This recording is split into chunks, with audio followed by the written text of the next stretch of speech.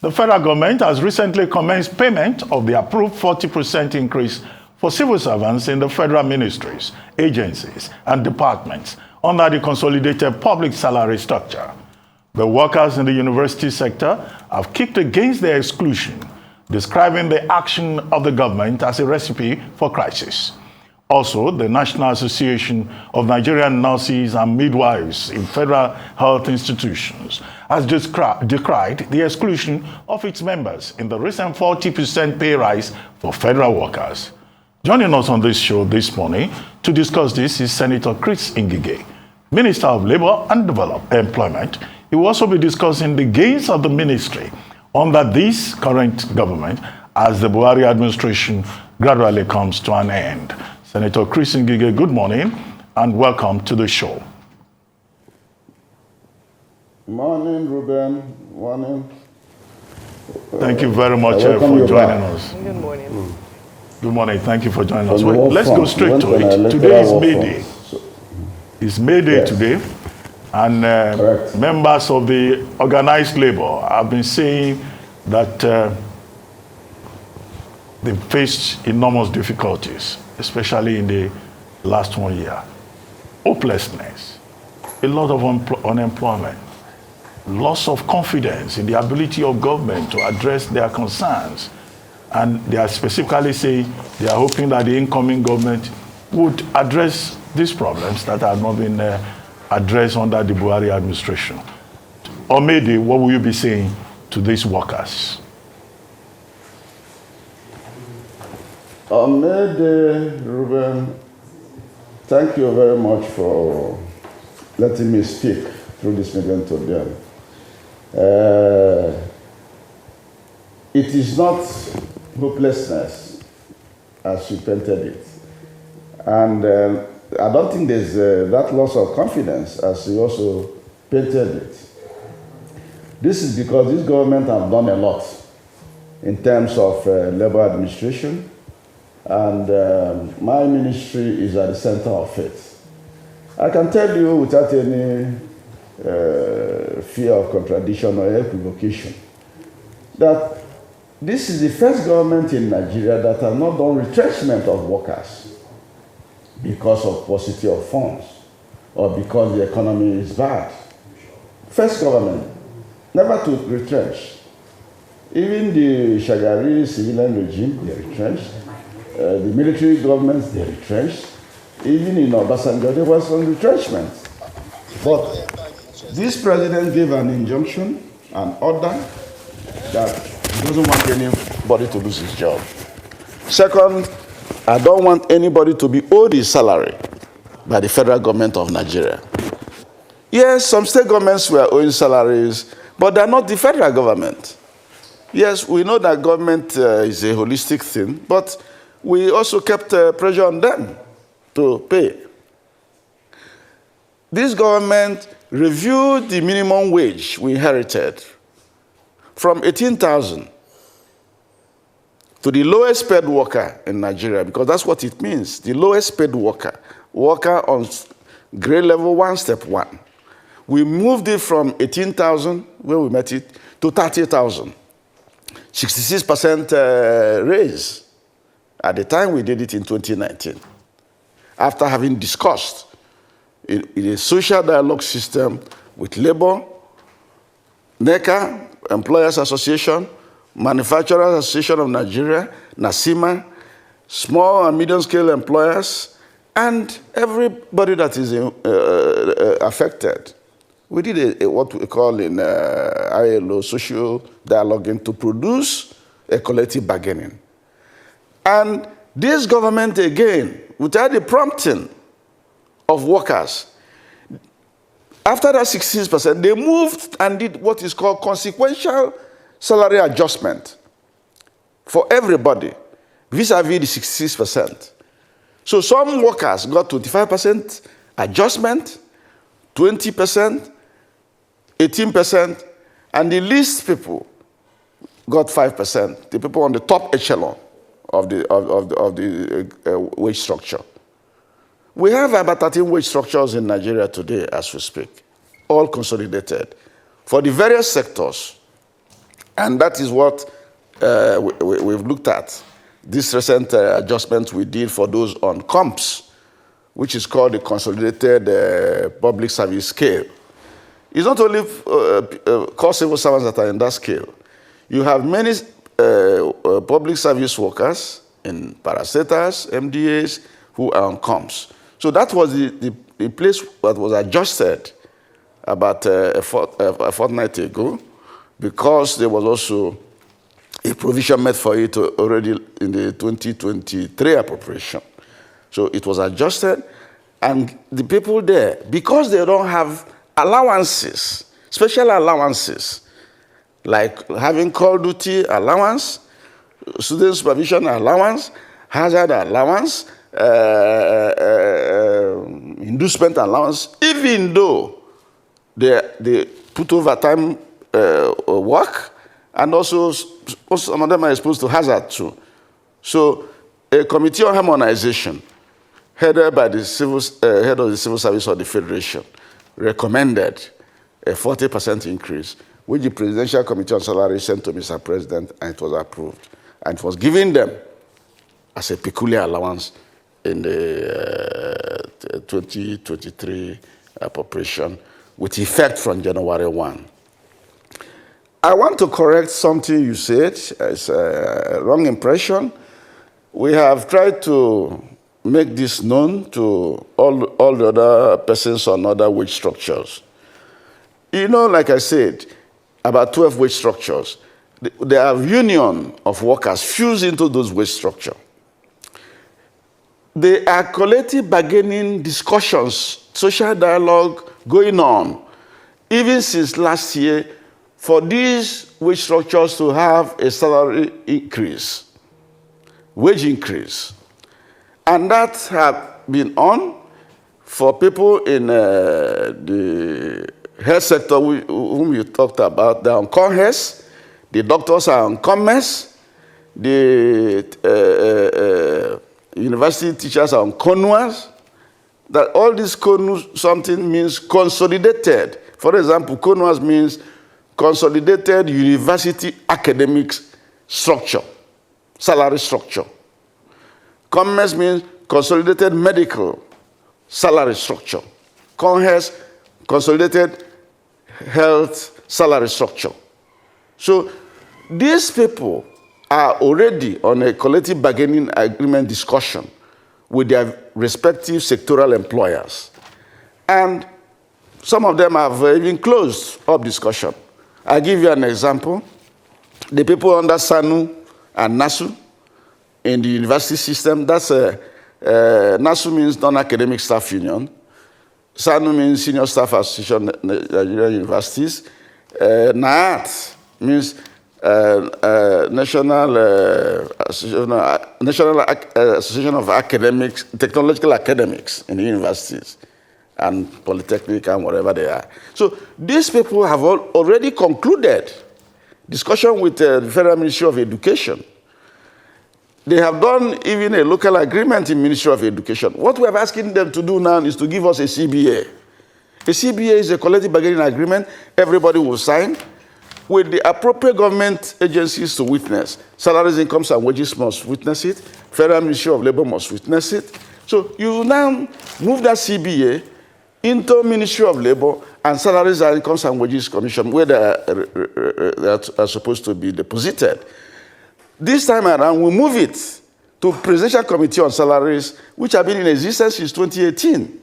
They look at whatever salaries, incomes, and wages have done, and then send it to Mr. President for final approval. That's how we're working. So these other people are finished. We are now asking them to revalidate their CBA because salaries, incomes, and wages and Ministry of Labor were not in attendance when they produced that local agreement. Okay, so immediately this is done. Today, tomorrow, next, they will move it and they will get their raise. They have already agreed on the 23.5% raise. The same goes for the doctors. The NMA have discussed with Ministry of Health. Ministry of Health and Salaries and Wages have come to me and we've transmitted the 25% raise for all category of doctors. Same for the CONHES people. That's the non-medical doctors in the teaching hospitals and medical centers all over the Federation. So this is how the thing works. So the important thing now is that these other people you say are complaining, their money has been captured, is in the appropriation. And immediately they come and finalize, and it goes out, they will receive their pay rise with effect from 1st of January 2023, just like these other civil servants and people on comms have gotten now. All right, so this is the situation. All right, so what you're saying is that it's just a matter of time. So they should exercise patience. It's been captured in the appropriation bill. All right, but beyond the 40% wage increase for federal workers, despite, may I say, the 40% wage increase, today's newspaper, in fact, the Vanguard front page has it that the Nigerian Labour Congress and workers across Nigeria on today's Labour Day celebrations are complaining bitterly about the condition of living for workers or laborers in Nigeria. In fact, they describe it as being torturous. The General Secretary of the NLC, I'm just taking a direct quote, Ima Ugwaja, says the last 1 year has been torturous for Nigerians, especially workers in every sector. He talked about the tertiary sector, the manufacturing sector. The health sector, doctors have also complained about the fact that life is difficult for workers. What would you have to say about this in terms of your ministry's response to workers in Nigeria? Because it's not a celebration for them today, unfortunately. It's a day where they are lamenting. Well, thank you for your question, but I've already explained to you what is being done. The cost of living has gone up all over the world. Nigeria not being an exception. Cost of living, if you look in the UK, Europe, United States, workers have asked for increase, and rightfully too, because a worker needs to have what we can call a take-home pay. That is why I told you, sometimes without even their asking, government have bent backwards to do an adjustment on their own. We did it in 2019 for everybody after the minimum wage. They didn't have to go on the street to ask for that. I moved a memo to council, and council approved it, and we gave everybody a consequential adjustment. Yes, the cost of living and inflation has been biting. I just came back from a trip from some African countries. It's the same cry. South Africa, the same cry. You see workers demonstrating there. So I am asking the Nigerian workers to have hope, to have patience. Whatever we are doing now for them, the new incoming government will also do more. I have no doubt in my mind that they will do that. And luckily, it's a government of the same color, because it's about the same political party. So they will do more. I know those who are going to run the government, and they have the capacity to do more. So I think the Nigerian workers should have, the manifesto of our party says, renewed hope. And that hope, I hope, will be actualized. We are trying our best before 29 May to make sure we raise all this money, pay the allowances that are accruing to them. As we are raising the salary, we're also raising the allowances. For example, the doctors you are talking about, I'm a medical doctor. So the people in the health sector, doctors, nurses, they are doing enormous work. They have what is called hazard allowance, because they are exposed to some hazard. You will not believe it that last year, the federal government adjusted their hazard allowance from 5,000, which it had been since about 2007, and they were sleeping over it. They didn't talk about it. It is we who raised it. It is we who discussed it with them and gave them a rise. Some of them got about 300% rise. The person who was earning 5,000, some of them are earning 45,000. Hazard allowance, supplemental to your pay. Okay. Monthly. Okay, sir. Same goes for the health people, the nurses, the pharmacists, and every other person working in the hospital environment. So it's a work in progress. Okay. Thank you so much, Minister. Your tenure is wrapping up now. Yes. And let's take a look at 8 years. A lot has happened. Lots of strikes, lots of problems, but lots of also good times. There was a report released recently that says your ministry say they have created 119,000 jobs. How did you come about that? Is that the total job you've created? Or there's still more we need to know about? No. Secondly, hang on a minute. I didn't get your number. You said what? They say your ministry said they've created Come again, I didn't get your number. They said your ministry said they have created 119,000 jobs. Is that the total job your ministry has created in 8 years?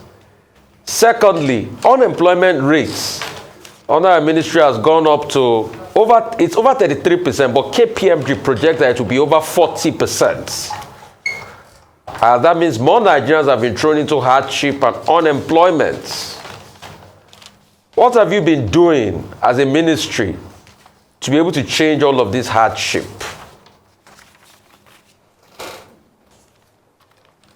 That's my question, sir. Now, Rufai, thank you. Yes.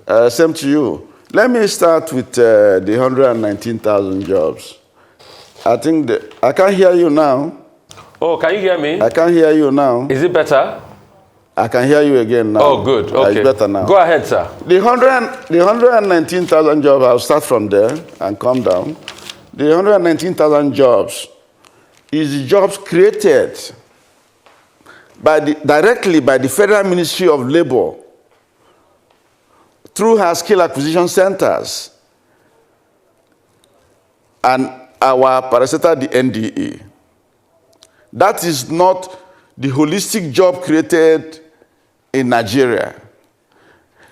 Job creation is a cross-cutting thing. It involves many ministries, departments, agencies of government, the private sector, the state government, and even the local government.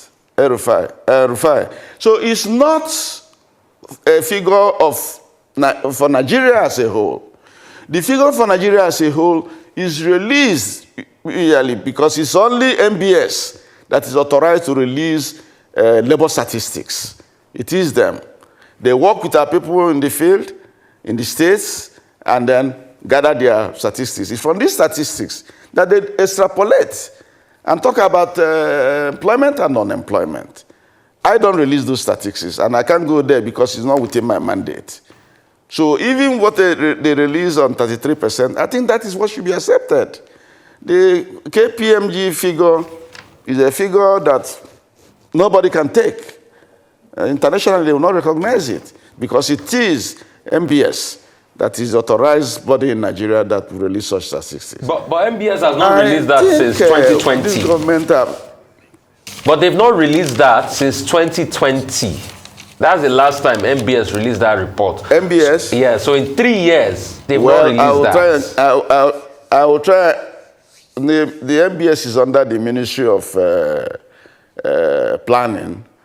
It's not under my ministry. So you can take it up with our brother Clem Abba, who is in charge of MBS.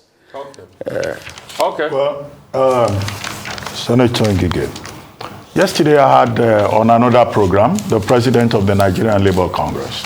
And one of the things we discussed had to do with the politics or the mischief, to use NLC term, over the use of the Eagle Square today. But on Saturday, you issued a statement. You said that had been resolved. Now, I think what Labour is saying is that, they were denied the use of the Eagle Square initially because the place was to be prepared for May 29. What exactly transpired? And then secondly, the National Association of Resident Doctors, they've been saying they will go on strike. That government has not attended to their demands for more than 6 months, for more than 9 months. But there was a statement out there saying the federal government is working on the matter. What exactly, if you have information on this, is federal government working on with regard to these resident doctors? And in any case, they say the bill insisting on 5-year compulsory service before any medical doctor could go abroad, that bill should be stopped, that they disagree with it. But you once said that any doctor that wants to go can go. Do you still maintain that position? Do you support the bill? Yeah, that's it. Ruben, His Excellency Ruben, let me start with the Eagle Square fiasco. It's just really unfortunate, but my press release from my ministry says it all. I was out of Abuja for a program to do some skill acquisition program empowerment outside Abuja, and came back. It was on the platform, it was on the social media that my press secretary brought and showed me that NLC said they will go to the streets to demonstrate. And I said, why? He said, look at the news. So I contacted the president of NLC very quickly. And of course, my first reaction was to show displeasure that they rushed to the media and they took that decision. They didn't talk to me that this is what they have suffered in the hand of FCT agency. I'm the chief labor officer of the federation. I'm like their father. Anybody that has maltreated them has maltreated me. So I now got in touch with the FCT minister and the secretary to the government of the federation. And we found out that there was a miscommunication. The FCT has a representative in the transition committee of the federal government. Julio Beja has given a work plan and said we need 1 month, starting from 29th April to 29th May, to work to rehabilitate this place and even expand the state box and the rest of them all. Do fresh paintings for the ground. And that work plan, because it was said, even came before the 29th and started putting their work ladders and what they call this thing they put to make people go high. They started installing them. It even wanted to interfere with the army celebration done by Mr. President last 27, on Thursday, 27. They had to be told to dismantle the scaffolding that they are put on. So this is the scenario. So the man representing FCT took this and reported back to the agency involved, called Abuja Investment Limited. They are the people who manage FCT properties and investments, and the Eagle Square falls within their ambit. So the MD, Chief Executive of Abuja Investment, without contacting the Minister of FCT, cancelled an old approval that had been given about 1 month ago. That was not good. So the minister told me that immediately he's swinging into action. So he swung into action, and of course, he has to revoke what they have said. And we asked the NLC to please arrange to go back. If you have even any need for material support in terms of dressing the place and everything, the minister had offered to help you. The May Day is not only for NLC and TUC. We are workers. I'm a worker. I was working in federal ministry and up till now, and I'm a public servant. Even though I'm a public officer as minister, but I'm a public servant. We receive pay. We take emolument.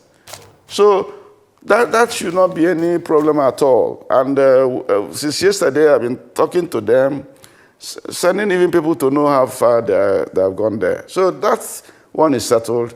I'm already dressed up. I'm going there. The Secretary of Government, all of us, ministers, we are coming there to join them.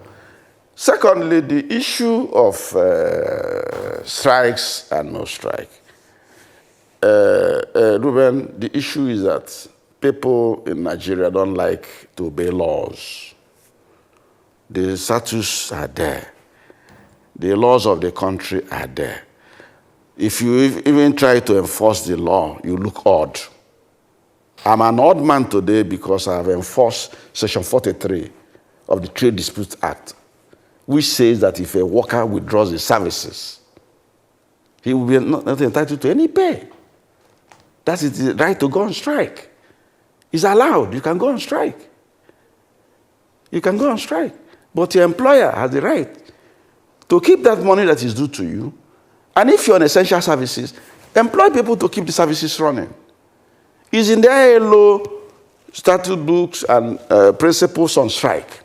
Right to strike is there.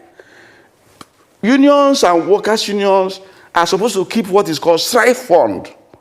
They use the strike fund to pay their workers when they're on strike. All over the world, that's what is being done, except in Nigeria.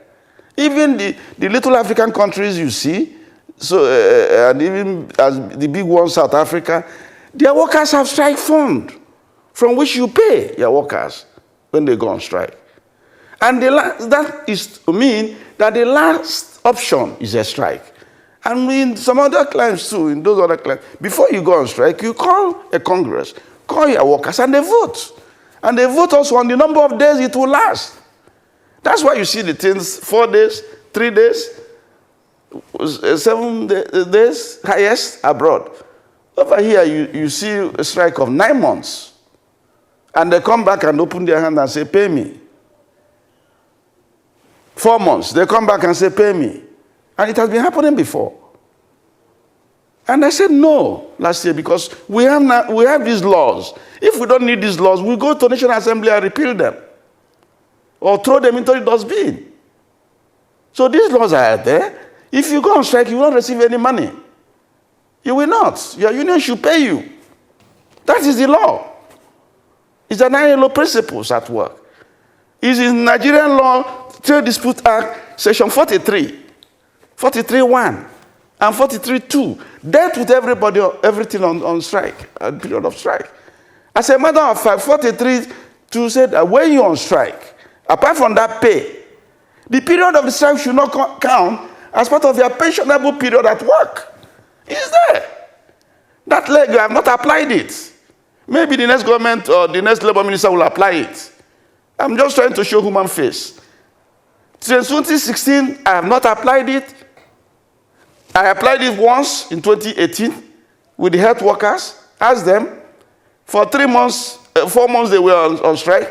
We paid them for the 1 month. They continued. We held the money for 3 months. That's why we have some sanity in the health sector. So if these doctors, the National Association of Resident Doctors, who we have been managing their matter, I'm a doctor. My children are doctors. They are in NRD. And we have been managing their matter. We have given them everything they want, including their residency training program fund, appropriated it. We are paying them. Even while in training as residents, medical residents trying to graduate to be specialists. It's not done anywhere in the world that you do a residency training fund, pay for the exam fee, pay them transport to go to exam and come back, give them some other allowances with it, pay them full salary on a grade level wage structure of commerce, pay them all the allowances, call duty, hazard, inducement, and what have you. And you decide that we are not done enough. Like I said before, you have an option to go. Yes. It is left for the education ministry and the universities to fashion out, the health ministry to fashion out what they can do. Where we now train people free of charge because they pay 48,000 to 50,000 a session for medical training. Whereas their counterpart abroad pays $100,000 a session. And in the UK, they pay 80,000 pounds. They borrow the money from the bank. And when they graduate as medical doctors, they are paying back. That's why they are not even leaving their country.